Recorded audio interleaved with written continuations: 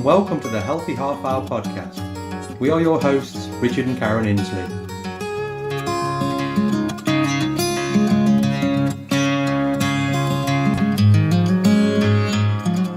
The Healthy Half Hour podcast is your resource for all things healthy, and we will be discussing how to make nutrition, fitness and lifestyle choices work for you. We will be sharing our own personal insights along with research gathered from working in the health and fitness industry for the past 10 years.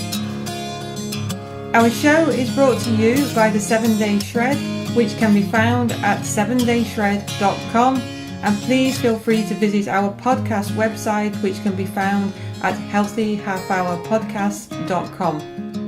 And now on to today's show.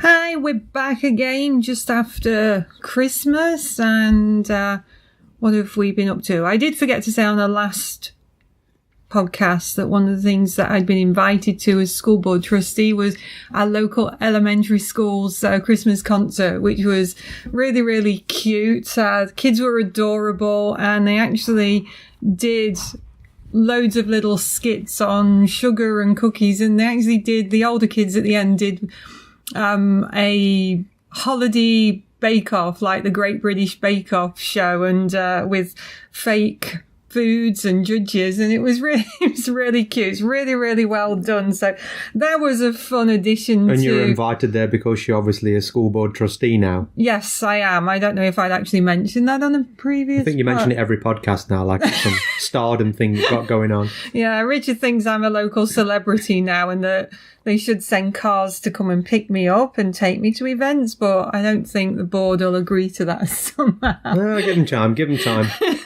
They'll realise your value. Yeah, well, we've had a quiet Christmas, thankfully, haven't we? Mm-hmm. Yeah, nothing going on really, just... Lots of snow. Yeah, turkey. Our heating movies. Broke down. Yeah, we tried to sit around on Christmas Day and watch TV, and it absolutely killed us.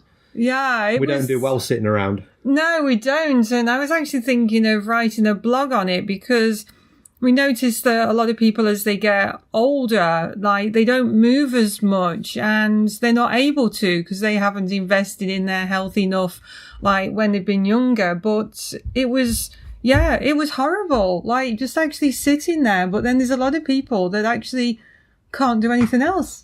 Well, no, and again, we've talked about adaptation before, and you adapt to your surroundings, and I guess the more of it you do, the more comfortable you'll get. But yeah, we were sitting in front of the TV, and I said to Karen, "Is it bedtime yet?" And you said, "No, it's only 20 to 7," and it was just wow. Yeah. Anywho, this week's podcast, we're gonna chat about the connection between brain health, mental health, and nutrition, the guts. Because believe it or not, it's all connected. You don't just, more often than not, people don't just end up with mental issues and other issues solely on their own. I mean, more often than not, there's another driver from the body. Obviously, there's genetic things that can go on and hormonal imbalances, but it's not all doom and gloom and medication necessarily. So, again, this is going to be a majority of Karen chatting about this because this is her thing, and I'm just going to dip in this time with a few points and comments, no doubt, as we roll along. Butt in and help probably me to pronounce some words like you usually do. Yeah, we're going to steer clear of those. I think I'm okay today with this one. So, obviously, we've mentioned this multiple times, but it really is so important that when it comes to mental health and just overall physical health, everything starts in the gut. If we can't get our gut health on track, then everything, the wheels can fall off like the wagon pretty easily. And we're getting cat hassle at the minute. So if you can hear knocking and other things happening, it's him. And we've also covered, many moons ago, the 7 Day Shred book that I created about 18 months ago, that was based around the FODMAP diet. And the FODMAP diet is all geared towards getting the gut healthy and then progressing on to finding a diet that works for you. So just as a little aside, and might get a chance to mention this at the end, or we can put it in the podcast notes, but I'm actually doing a revised version of my 7-Day Shred FODMAP ebook, and it's actually going to be developed to extend towards keto diet and celiac and gut health. So I'll try and remember to get you to put that in the podcast notes. But Thank you. just a little aside. So if our gut's not healthy, we don't actually retain nutrients in the body very easily, and especially those water-soluble vitamins, because the water-soluble vitamins, they are essential to the body, and we have to take them on through our food because we can't store them in the body. We can't kind of take on a load of water-soluble vitamins and just expect them to like last us for a few days. We actually have to keep taking them on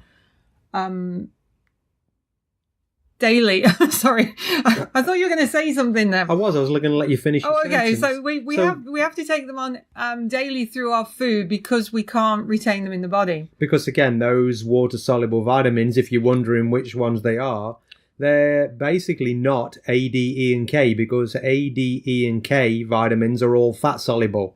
So they require a certain amount of dietary fat or stored fat to be in the body. So those dietary fat ones basically can be stored because, again, there's fat storage. But if you're dehydrated or you're basically not been drinking a lot of water and your fluids levels are low, then you will lose those water-soluble ones. So if you're wondering what the water-soluble ones are, it's basically not A, D, E, and K. There you go. Carry on.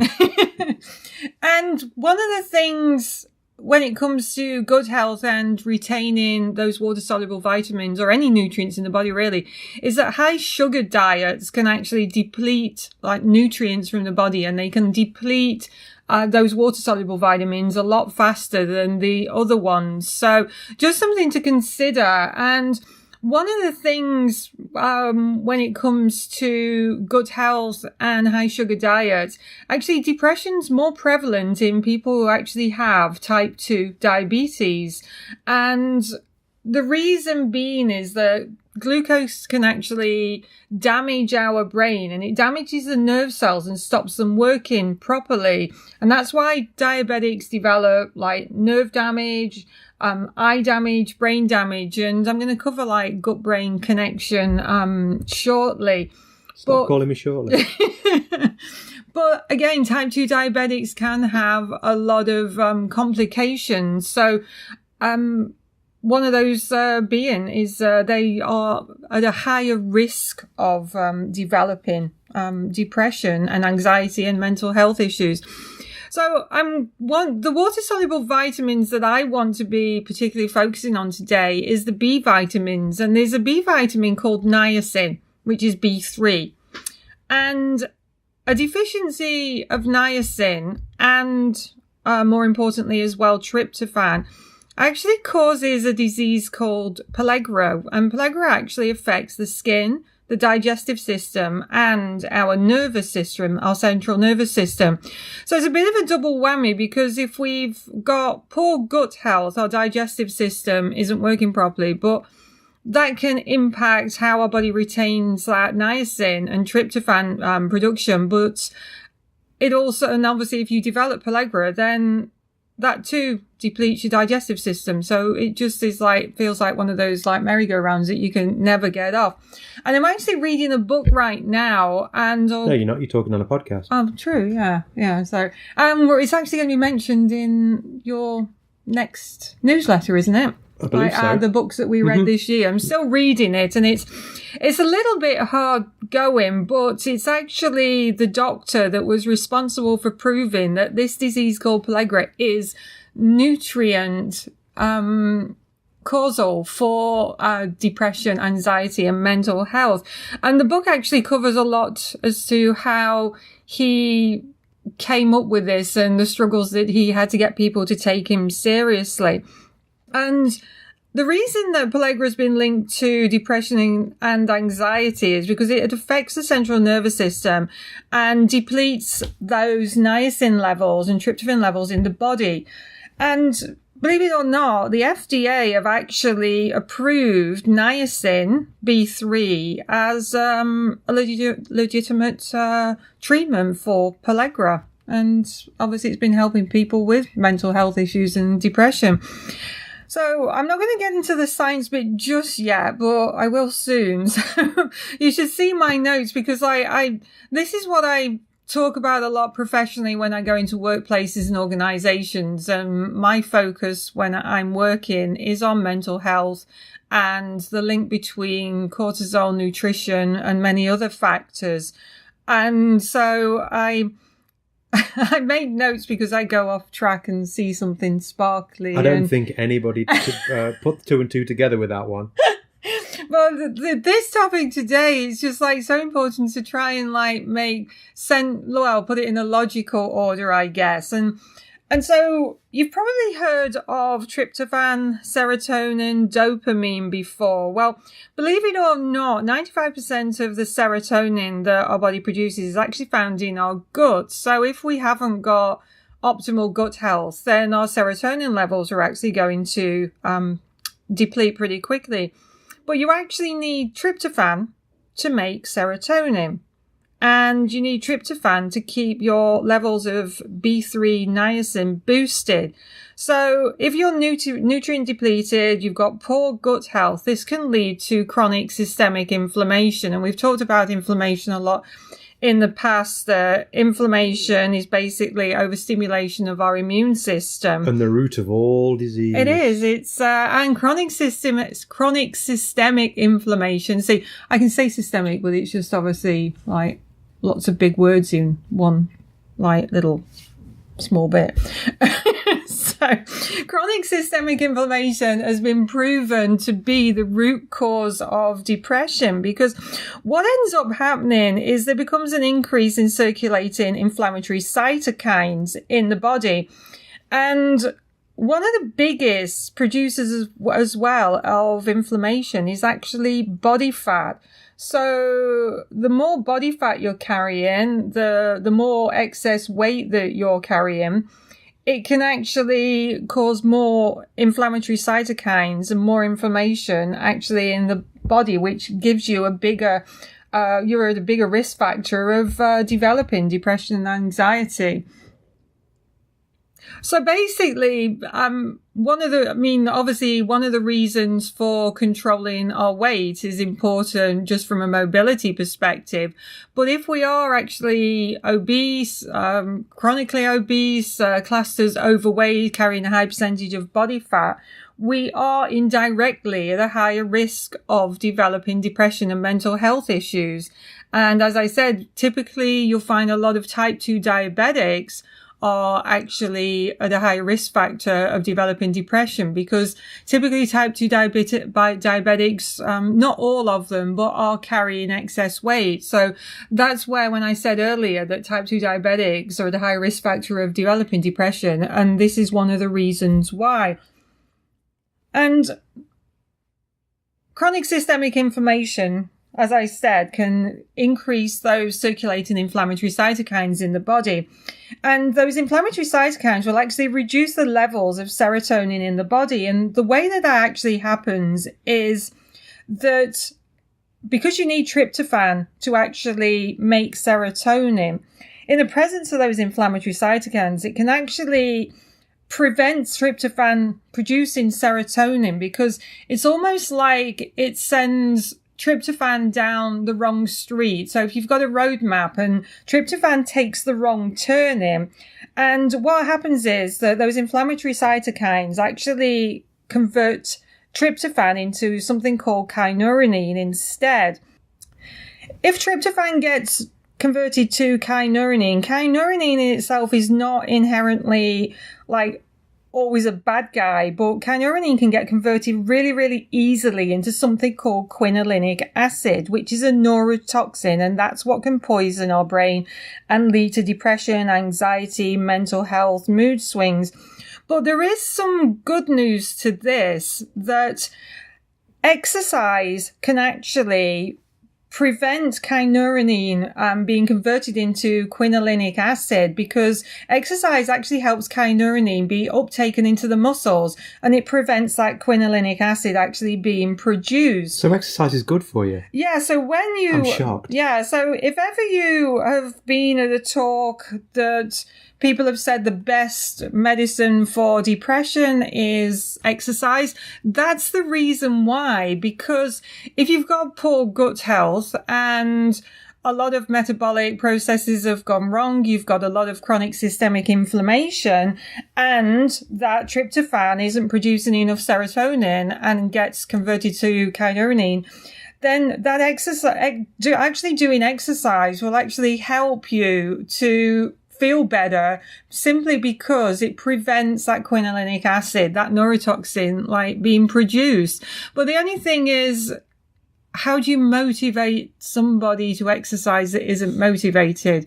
And again, that's what I deal with a lot when I'm doing presentations. And again, I've had clients, some with chronic depression over the years. And again, in maybe my naivety or not knowing, this basically was working with them again, trying to inspire them and motivate them and kind of work with them to do this. And to be honest, it's really very hard, because again, a lot of that leads to anxiety and other issues. And yeah, it's vicious circle. It is a vicious circle. And again, it's tough to break out of it. And I had one client, and she, with the help of her psychologist she was seeing, she came off her meds and everything and tried it, and basically she was better at exercising on her meds than she was off them. And yeah, it was just an uphill battle all the way with her. And it's been, yeah, it was just really tough, because again, to motivate somebody again who's suffering from depression and anxiety and other issues like that,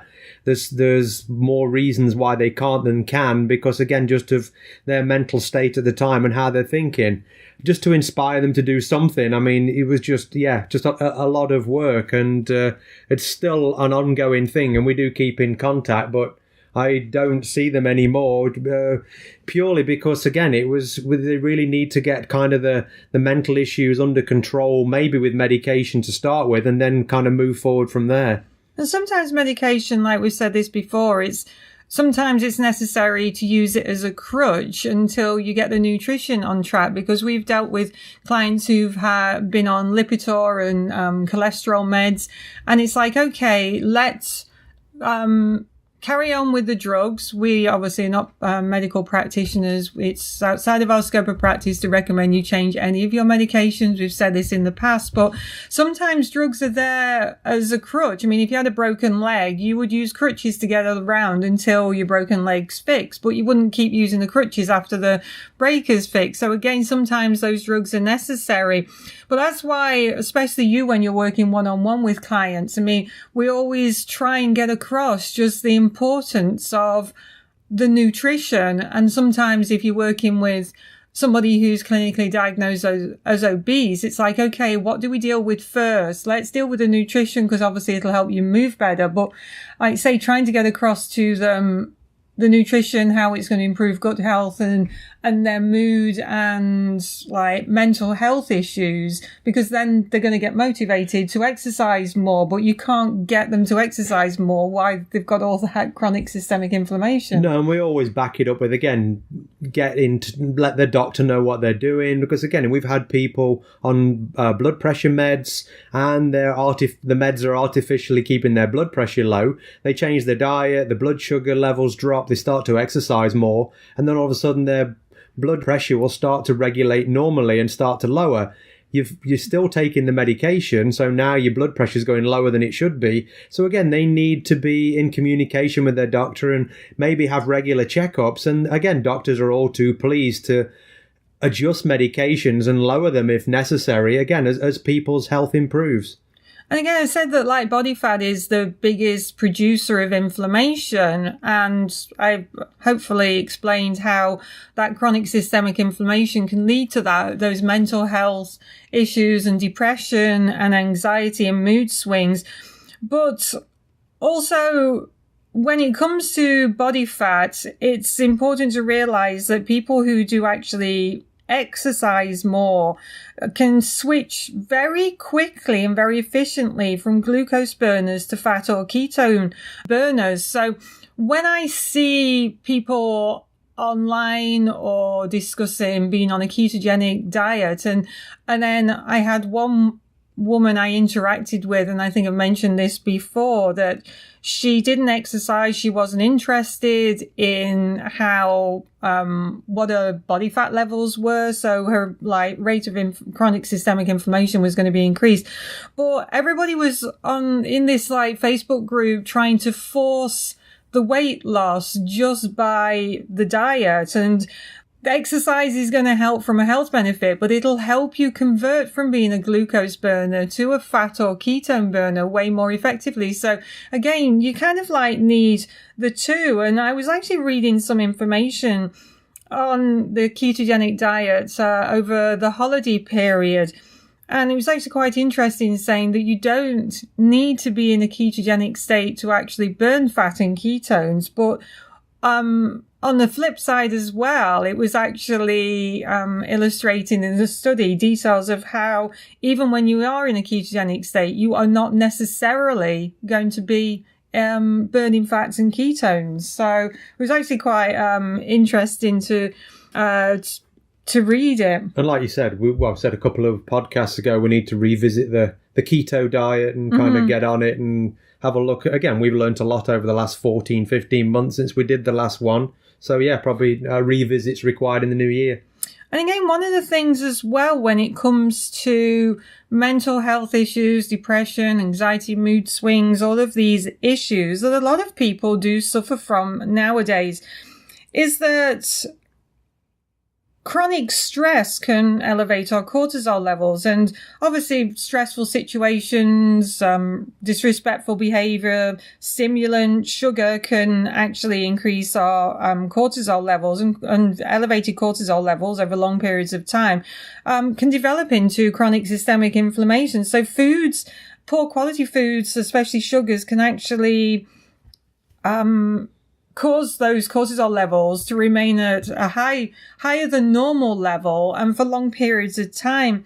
But one of the things that can also happen if cortisol levels remain higher and for an extended period of time can actually shrink your hippocampus in your brain and actually make your amygdala get bigger. And I'm not going to go into these too much, but the hippocampus is actually part of the brain that helps you to store and remember information. So if this hippocampus, you want to say something?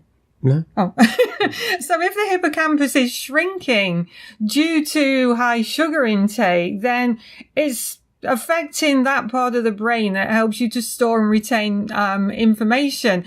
And it was actually a December 2008 study in Annals of Neurology that covered the intake of high sugar and how it was affecting the hippocampus and memory and learning. So I know that there's jokes on Facebook, you see memes on Instagram, whatever, you can remember the words of a track from when you were 10 years old, word for word, but you can't remember why you went into the kitchen. And to be honest, diet can have a huge part of that. And high sugar diets and chronic systemic inflammation have been closely linked to conditions such as Alzheimer's, and reducing sugars and inflammatory foods from the diets can actually help. And it can actually help you to remember why you went into the kitchen in the first place, because it's the high sugar diets that can cause your cortisol levels to remain elevated and for long periods of time, are shrinking your hippocampus and obviously affecting the parts of your brain that help you to remember and retain information. So there's a lot. I mean, this podcast could last for a week. I mean, well, probably even longer. And we try to get across, hopefully, as much as possible on our podcast, just as to how important nutrition really is to the body on so many levels. And plus also, it gives you food for thought, pardon the pun. But again, you can look like the hormones and chemicals and things and brain chemicals Karen was talking about earlier on. I mean, you can look them up on Wikipedia or on Dr. Google and all the rest of it. And again, just educate yourself on it. And this is probably just more to kind of make you think about these things. And again, just do your own research and have a look. And we, like we said before in the introduction, we have a list of, or a group of people that we kind of follow on social media and through books and through other podcasts who are very smart about these things. And again, we glean information from those guys. And again, like we said earlier on with the keto thing, I mean, it's an ever-changing world, and medication sometimes isn't the only answer. Again, if you're depressed and everything, you know, you've got mental health issues, there's a lot of moving parts that can kind of help push you in the right direction to maybe getting off your meds and feeling better. As I say, we do keep our resources credible and small, and this is a topic that I could talk about for a couple of hours quite easily, but I just wanted to pick the key points and just explain to you that there's a lot of processes that actually are involved when it comes to developing depression and mental health issues. And it's not just you wake up one morning and you've got a mental health problem, or you're depressed, or you suddenly have mood swings. But going back to that hippocampus issue, it's actually been shown that when people have been studied with depression, they typically do have a smaller hippocampus than healthy individuals as well. So again, we just kind of want to elaborate the importance of nutrition and the effects that it can have on the body. And we're talking about obviously high quality nutrition, not poor quality nutrition. So yeah, basically just the take from this is just think about foods that can stress the body and how they're actually affecting the nutrients that you've put in there in the first place. And as Richard said a few minutes ago, do your research on, fat-soluble vitamins, water-soluble vitamins, the importance of it. And to be honest, one of the things that really is key to overall mental health and preventing things like depression is make sure those water-soluble B vitamins are high in the body, and you take them on a daily basis and work hard to keep those storage tanks topped up. And do some exercise. It'll make you feel better. It will, but like I say, if you're not motivated, then you need to work with a professional that can help you, consider the nutrition side and then kick your ass. So, next podcast. Oh, what time of year is it? New Year's resolution time. Yeah, well, we did a one last year on New Year's resolutions, and it was actually probably one of our most popular podcasts, so we're not going to reinvent the wheel. I'll put that one back out again, and after that we'll get our notes together and we'll tackle that keto thing again. We keep saying we're going to do it, so we'll jump in and get on it. We should do that in the new year. Thanks for listening. Happy New Year to all, and we will see you in 2019. Unless you listen to this in July again, then it really don't mean anything. So, bye. That's all we have time for right now, but we do hope that you join us for our next show. And if you want to contribute to an upcoming show by suggesting a topic that you would like us to discuss in more detail, then hop over to our website, healthyhalfhourpodcast.com, subscribe to our podcast and submit your suggestions. The Healthy Half Hour Podcast was brought to you by the 7 Day Shred, and don't forget to share our details with your friends and review our show. Until next time, thanks for listening.